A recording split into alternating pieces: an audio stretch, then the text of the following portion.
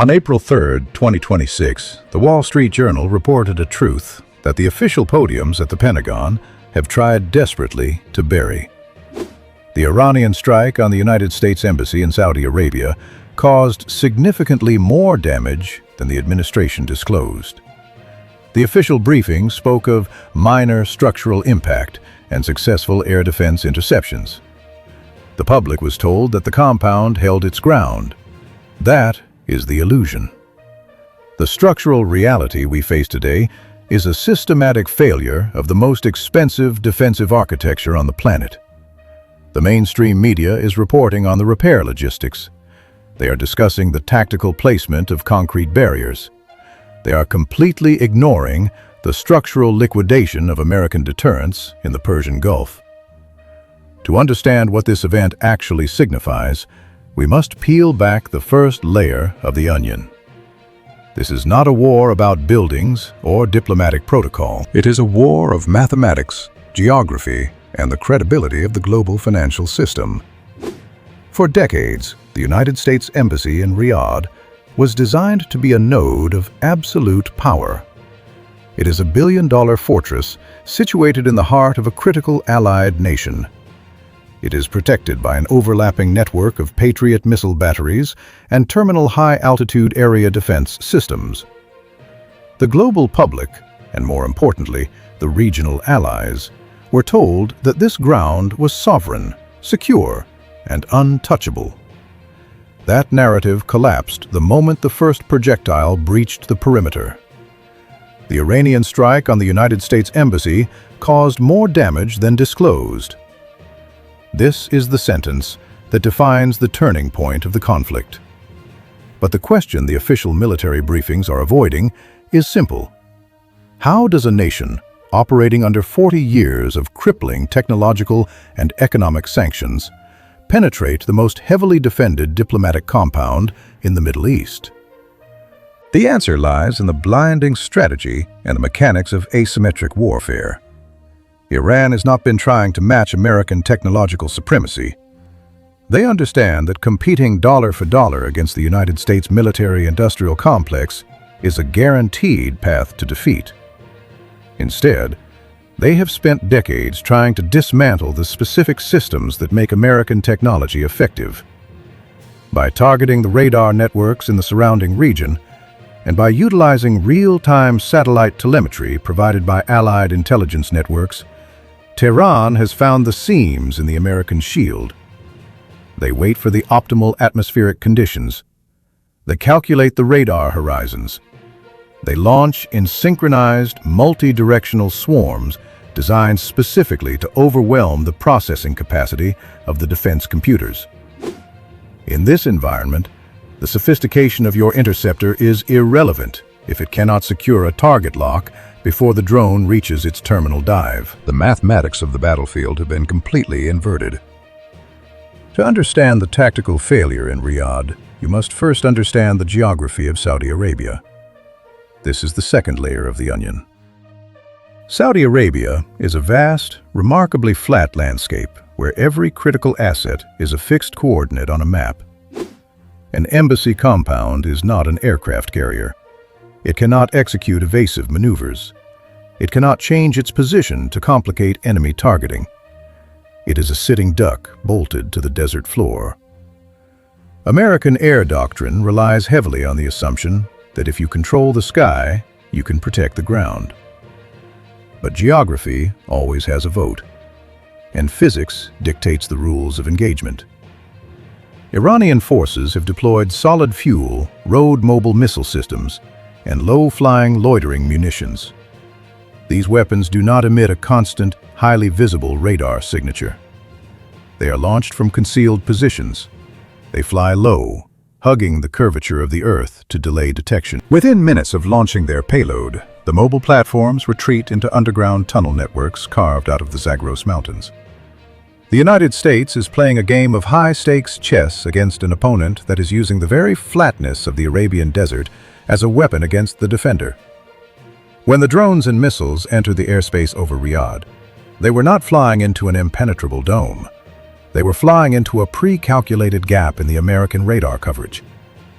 Air superiority is a ghost when the enemy knows exactly where your sensors are looking. That is not a tactical oversight.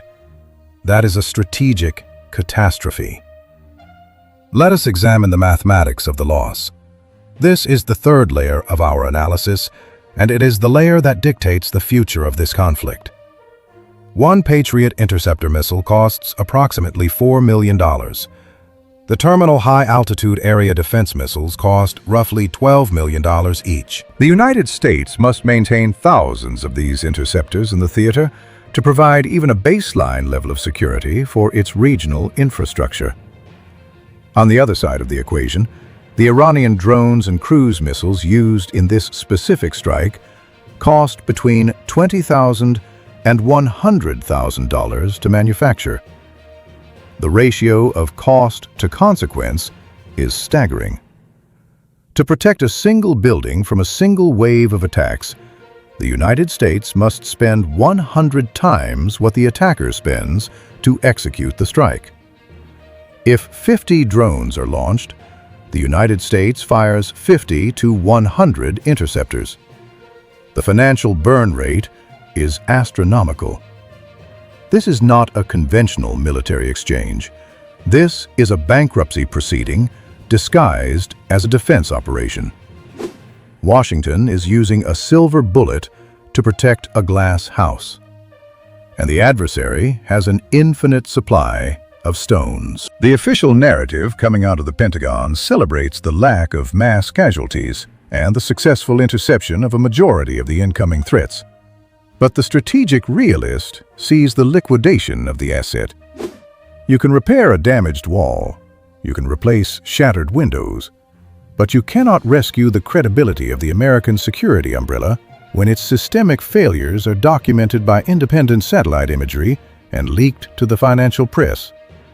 When the shield fails, the entire geopolitical architecture built behind that shield begins to collapse. When a United States embassy is severely damaged in the capital of Saudi Arabia, the war does not just happen on the ground. It happens in the bond markets, the global insurance agencies, and the royal palaces of the Gulf.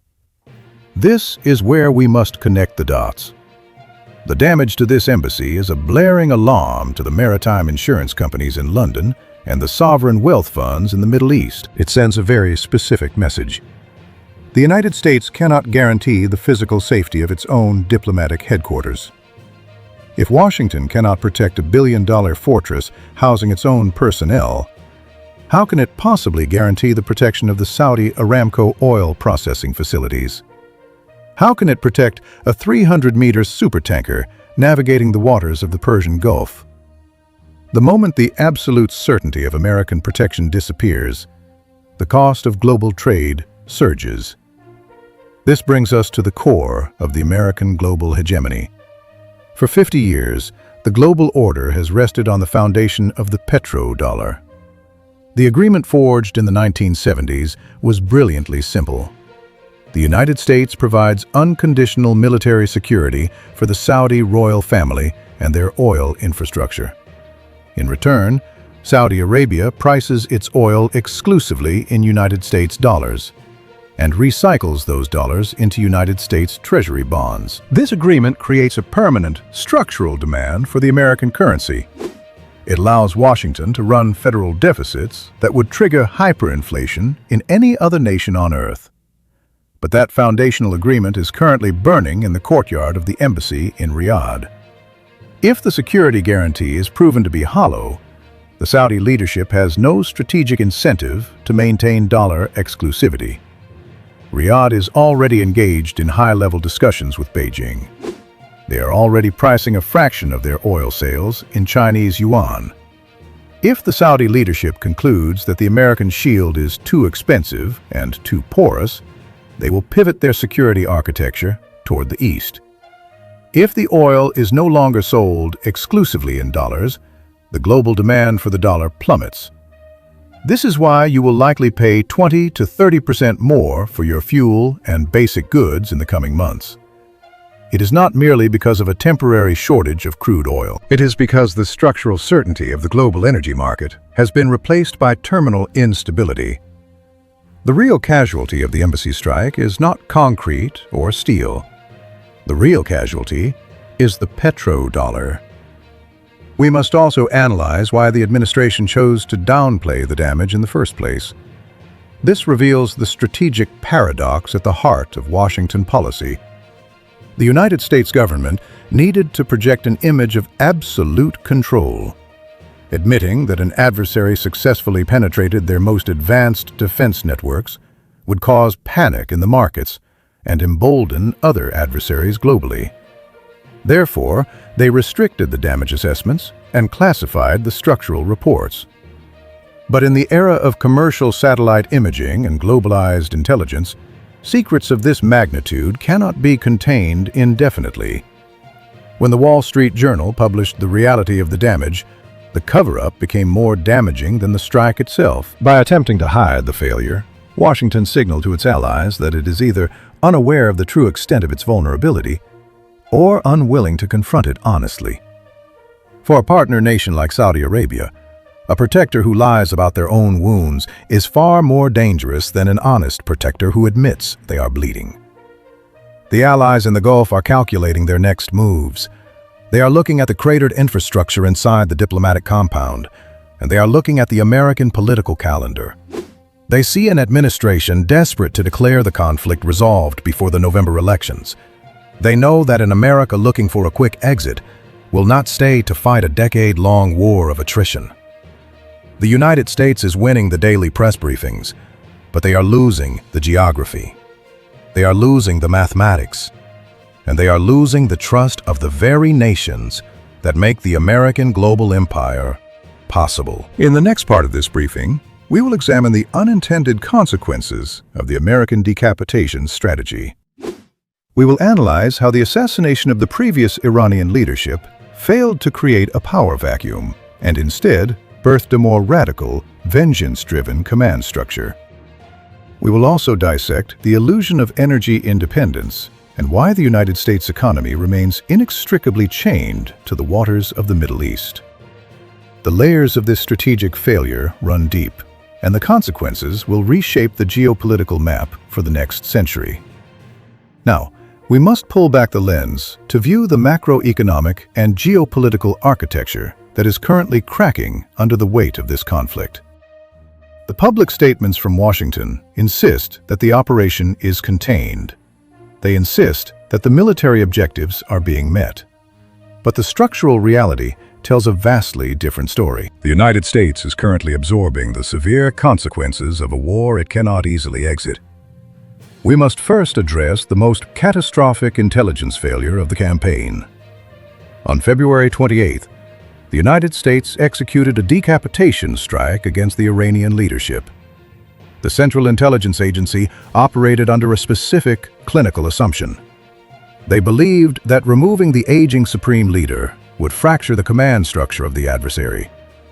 They anticipated a power vacuum. They projected that internal divisions would paralyze the state. That is the official narrative. The strategic reality is an absolute failure of intelligence modeling. The mathematics of vengeance do not operate on Western political timelines. By eliminating the supreme authority, Washington did not dismantle the regime. They fertilized it.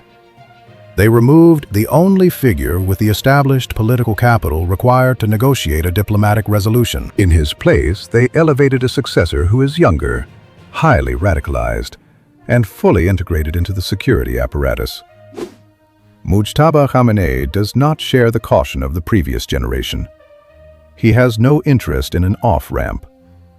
The United States thought they were removing a threat. They actually removed a stabilizer. This is the law of unintended consequences in its purest form. A tactical success birthed a strategic monster. The new leadership has consolidated power through external conflict. They are using the American strikes to unify a fractured domestic population. Washington handed Tehran the exact crisis they needed to justify total mobilization. That is not a victory. That is a generational catastrophe. We must now examine the most persistent illusion sold to the American public over the last decade. The illusion of energy independence.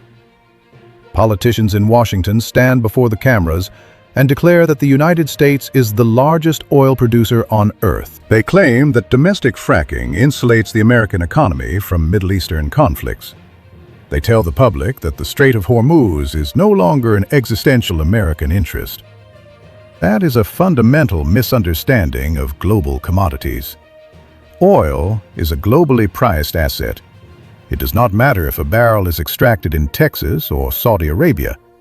The price is determined by the total global supply.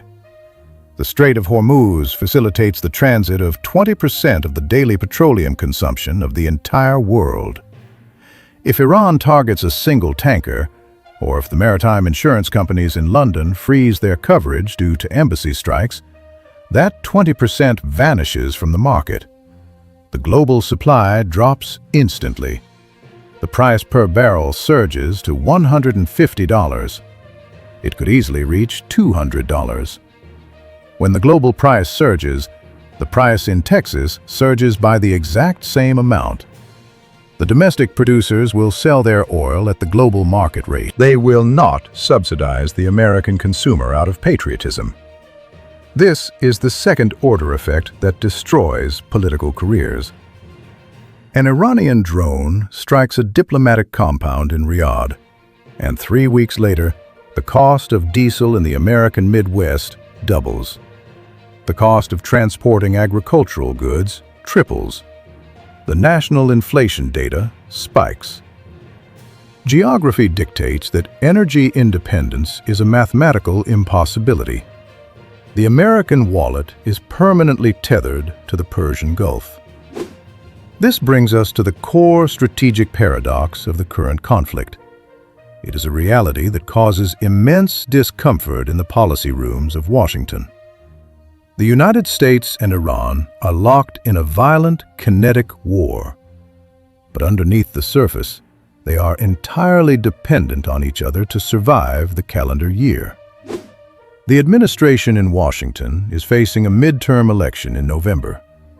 If gasoline prices reach $7 a gallon, the ruling party will be liquidated at the ballot box. They absolutely need Iran to keep the Strait of Hormuz open just enough to prevent a global macroeconomic depression. On the other side of the water, Tehran is surviving under maximum pressure sanctions. They require the black market sale of their own crude oil to fund their resistance economy. They need the United States Navy to turn a blind eye to their ghost fleet of smuggling vessels moving toward Asia. This is the mechanics of power. The adversaries are bombing each other for the cameras, but beneath the surface, they are maintaining a fragile, unspoken equilibrium. Neither side can afford a total closure of the Gulf. They are fighting for leverage, not annihilation. The military operation was designed to reassert American deterrence. It has achieved the exact opposite. The world is watching the mathematics of this war unfold in real time. They see the United States expending interceptor missiles that cost millions of dollars to shoot down drones that cost $20,000. They see a $13 billion aircraft carrier forced to maneuver defensively in a narrow geographic choke point. The pride of the United States military is not being defeated by superior technology. It is being neutralized by geography and the brutal arithmetic of asymmetric warfare.